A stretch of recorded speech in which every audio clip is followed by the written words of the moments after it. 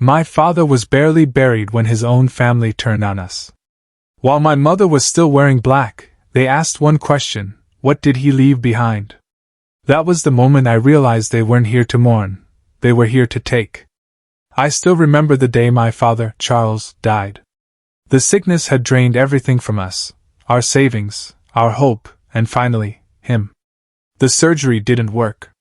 When they told us he was gone, I felt my chest crack open like someone had hit me with a hammer. I couldn't breathe. I couldn't think. My body just shut down. While everyone prepared for the burial, I lay in bed, shaking and sweating, too broken to move. My mother tried to wake me, but I couldn't. Grief had swallowed me whole. So I missed it.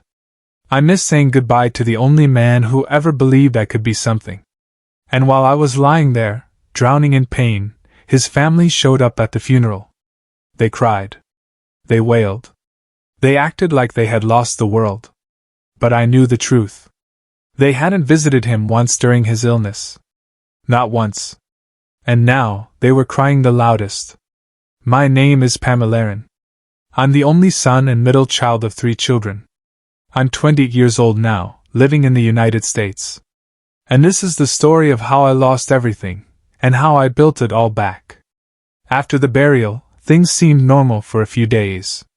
My father's siblings came to the house, hugged my mother, and told her she wasn't alone. They said we were family. They said if she ever needed help, she should come to them anytime. My mother believed them. She thanked them. She thought maybe, just maybe, we would be okay. But within 2 weeks, everything changed. They started asking questions. Strange questions. How much money did Charles leave? What properties did he own? Did he have land? Did he have a car? Did he leave a will? My mother didn't know how to answer. She told them the truth: there was nothing. My father had spent everything trying to survive.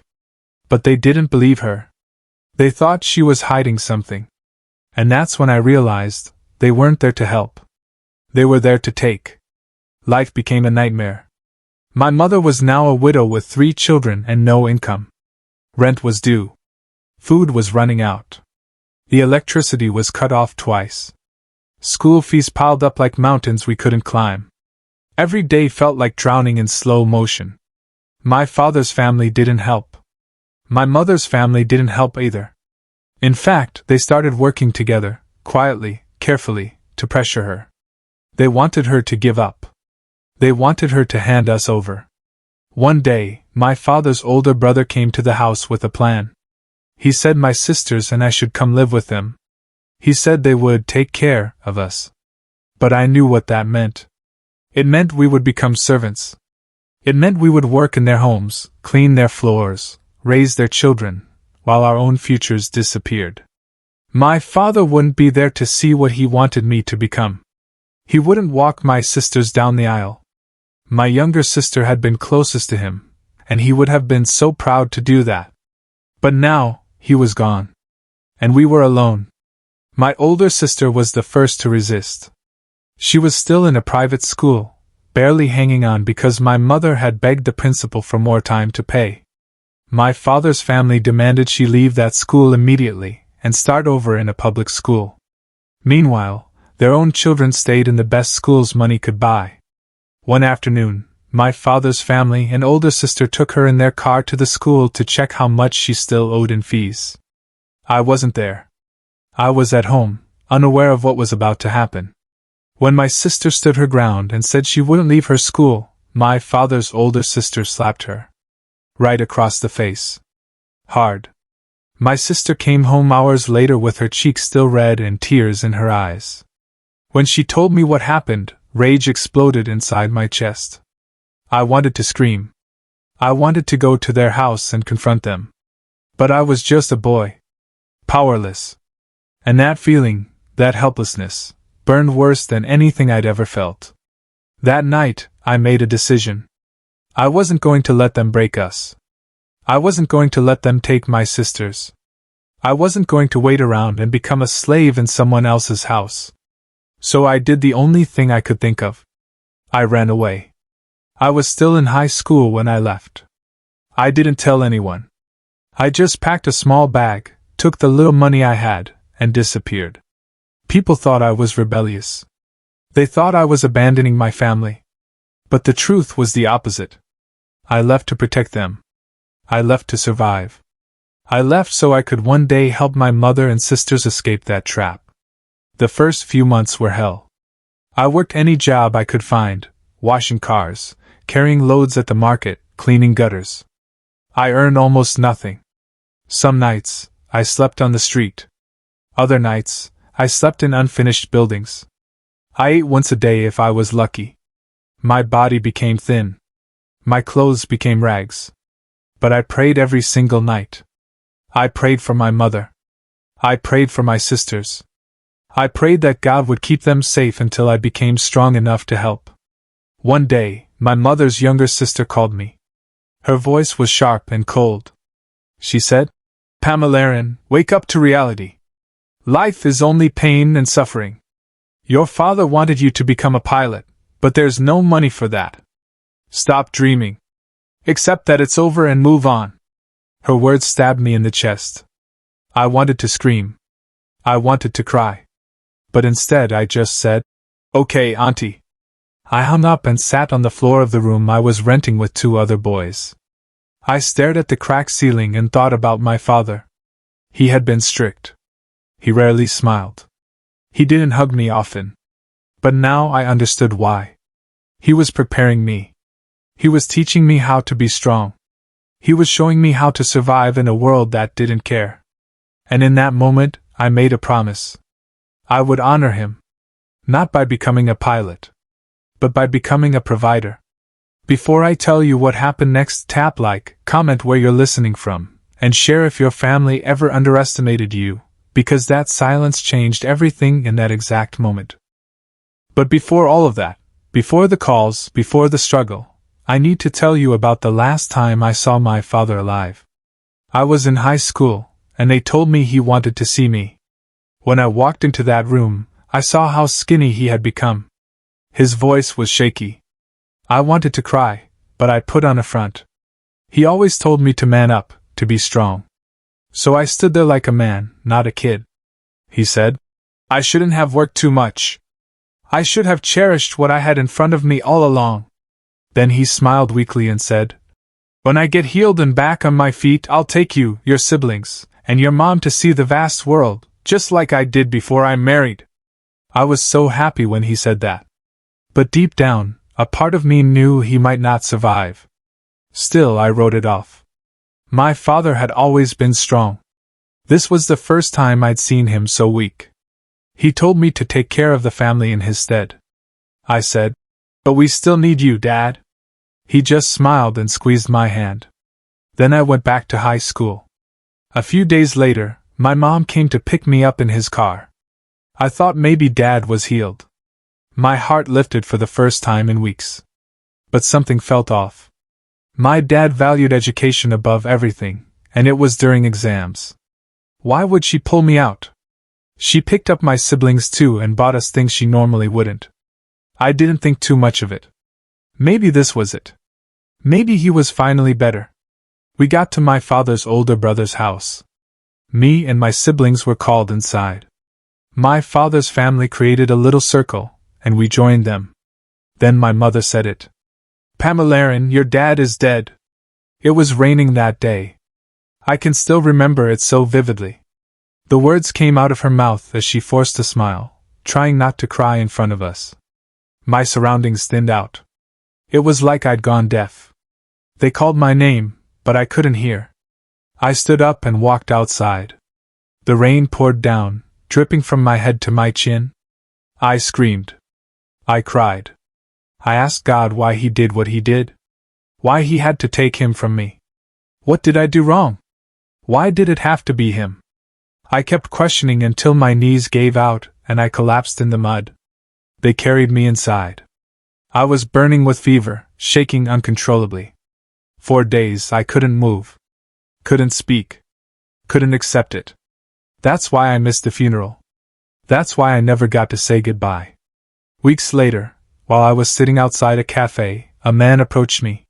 He was well-dressed, calm, and he carried himself like someone who had seen the world. He asked me what I was doing. I told him I was trying to survive. He asked me what I wanted to do with my life.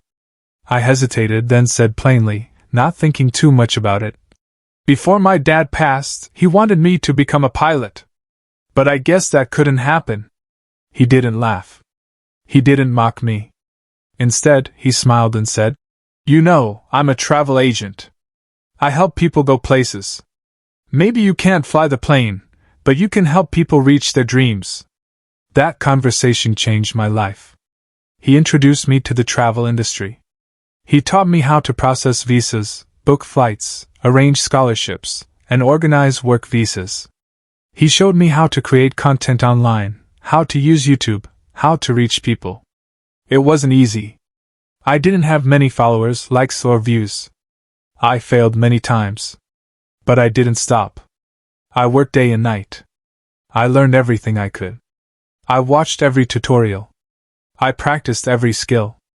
I built a small network of clients. People started trusting me. Slowly, money began to come in. Not much. But enough. Enough to send money to my mother. Enough to pay my sister's school fees. Enough to keep going. I accepted that I might never become a pilot. But I realized I could still honor my father in a different way.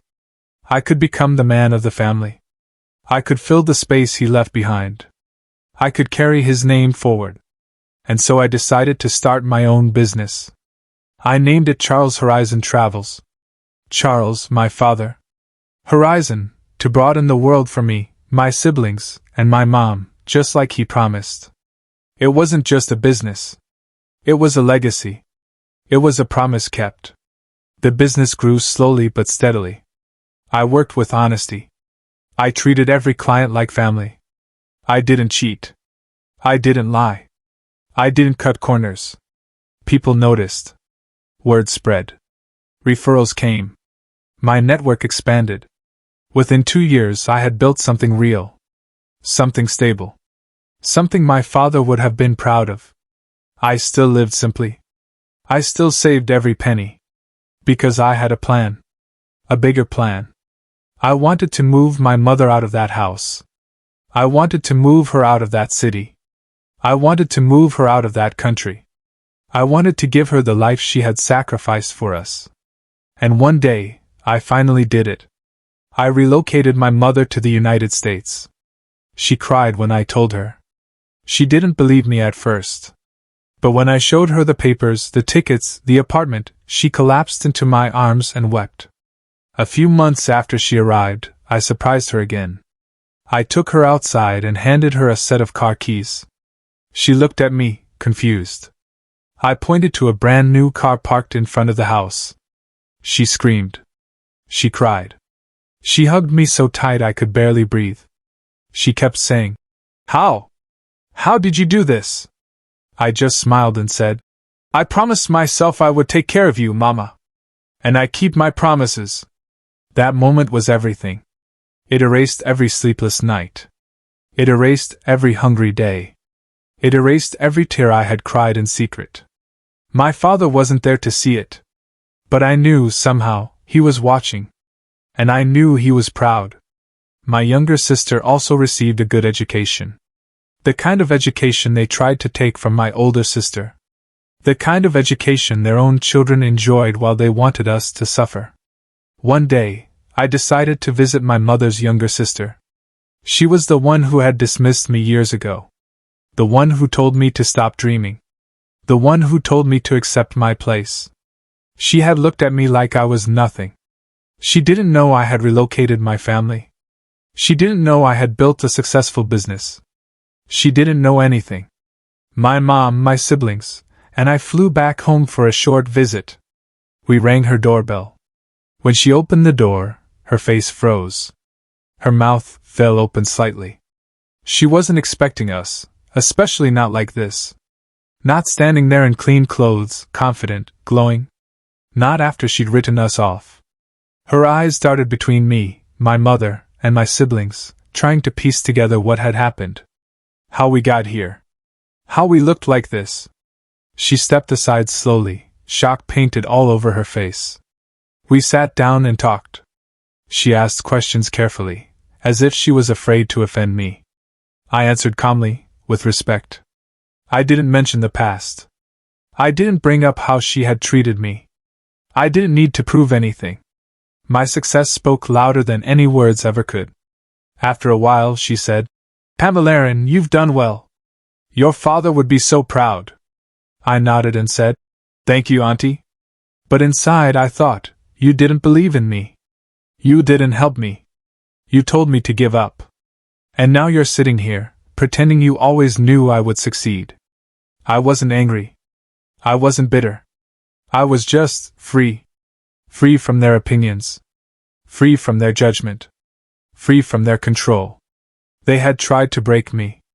But instead, they had made me stronger.